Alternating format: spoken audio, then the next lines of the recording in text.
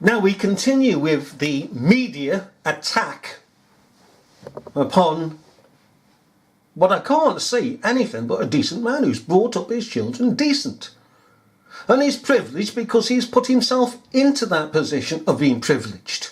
And if you work hard enough, you're privileged. I'm privileged because of the long hours and the dedication to my particular talent as an investigator has earned me the money to be privileged. The buggers across the road are not prigging privileged, they don't want to pig in work.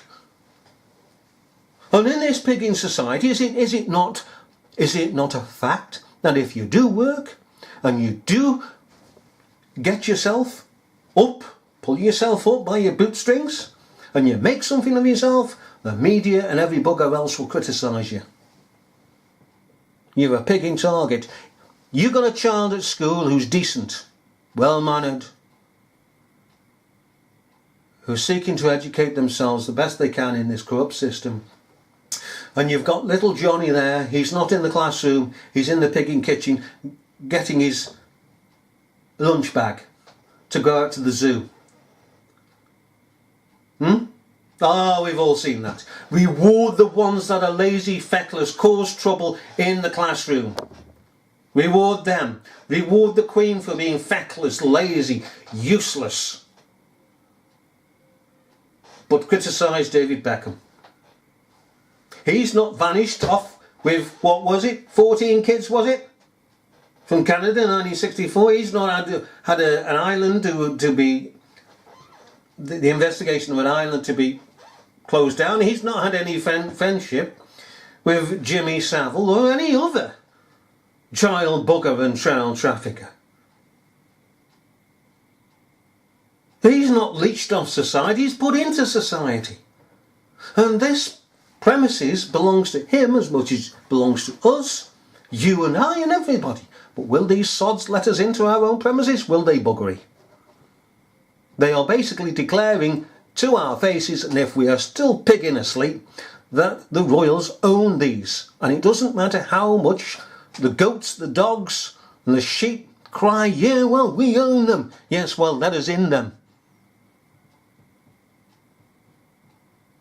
Because quite frankly, if we own them, we have a right to enter them and to sleep in these buildings.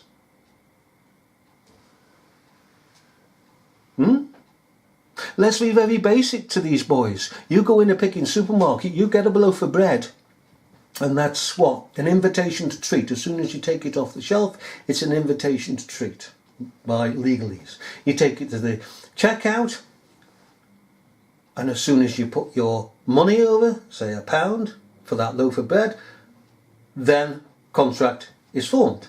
Okay? So you can walk away now, legally, with that loaf of bread, because you paid for it. The shop can do bugger all about it. But if the checkout operator grabbed the bread and said, you're not having it, this stays in the store, you say, hang on a minute, I've just paid for that. I have a right to it. I've paid for, and you've paid for, Buckingham Palace, even before it was signed over to the public to fund it. This big in Buckingham Palace, you know, in the 1800s wasn't this big in size. Millions were spent on it, on taxpayers' money, and the ifing and ahhing of government about this waste of money to refurbish this place, to make it even bigger, came from our taxes. And it was only picking side over to us for public image purposes. Okay? Public image purposes. Just like Edward VIII, the traitor.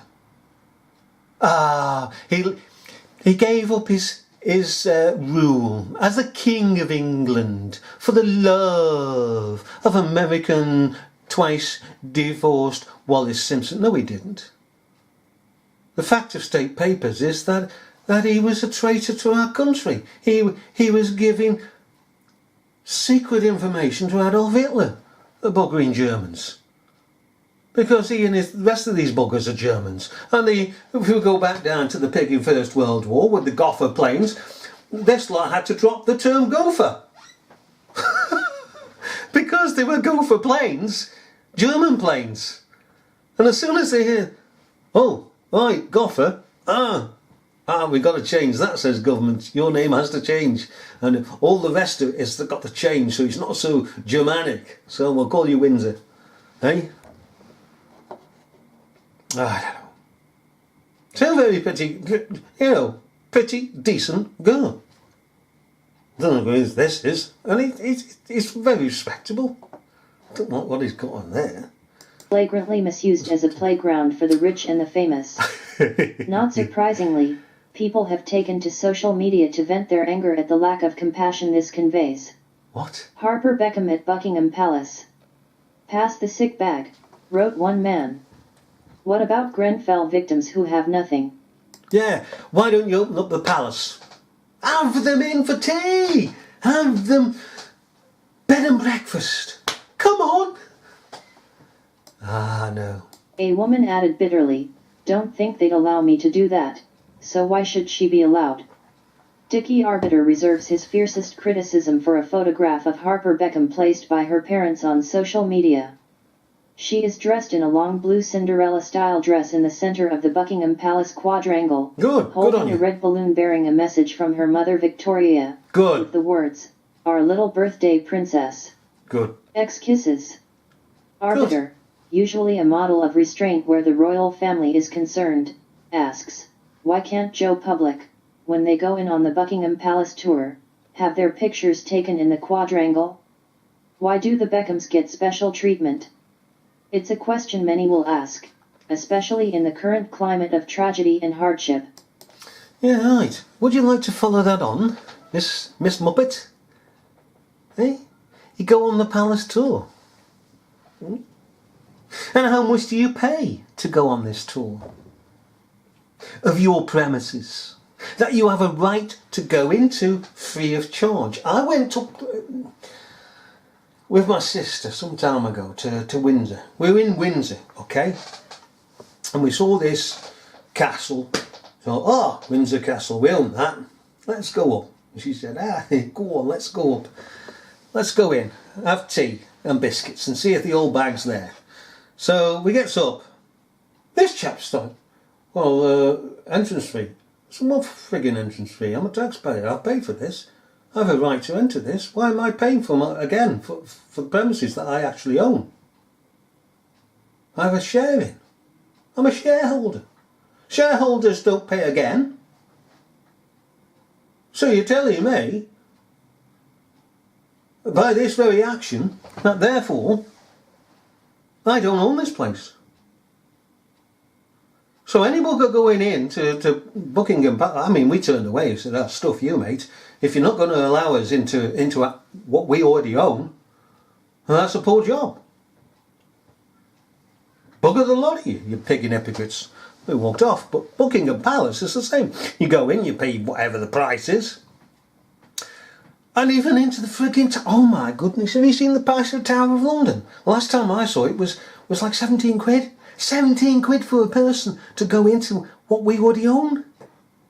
Into a Tower Pig in London and walk picking back out. 17 sodding quid. I don't know what it is now. Fancy a family going there.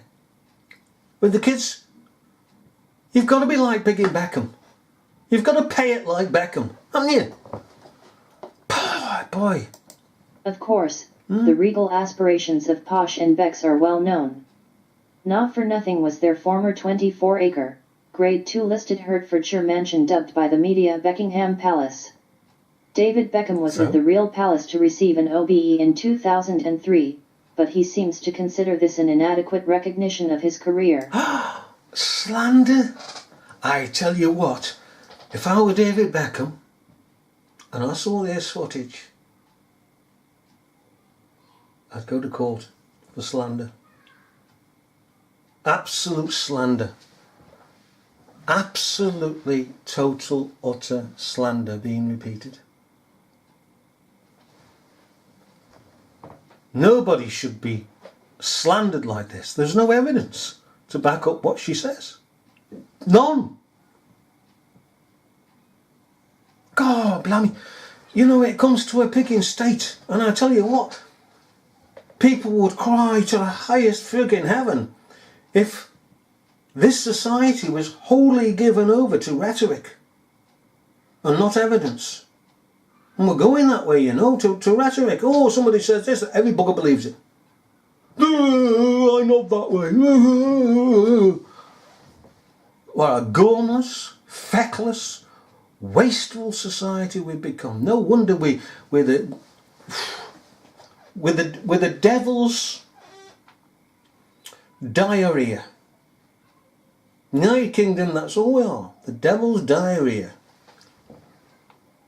Look at this child molester. And that is proven. In 2013, the prospect of a knighthood was scotched by the Honours Committee that adjudicates on gongs, after suggestions, which he denied, that he had been involved in tax avoidance schemes.